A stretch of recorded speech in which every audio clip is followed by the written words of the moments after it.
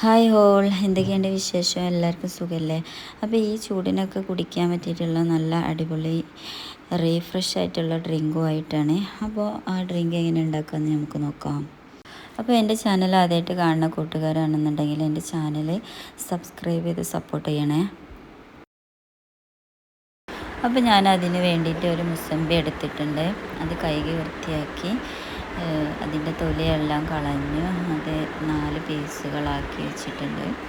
അതിന് കൂടെ തന്നെ ഒരു ജിഞ്ചർ എടുത്തിട്ടുണ്ട്, ചെറിയ കുഞ്ഞു പീസാണ്.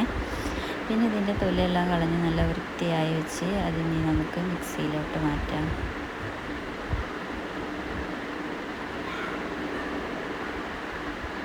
പിന്നെ അതിലേക്ക് 2 ടീസ്പൂൺ പഞ്ചസാര, അതിലേക്ക് ആവശ്യമായിട്ടുള്ള 1 കപ്പ് വെള്ളം.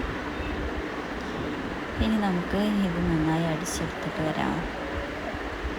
അടിച്ചെടുത്തിട്ടുണ്ട്, നമുക്ക് ഗ്ലാസ്സിലേക്ക് മാറ്റാം.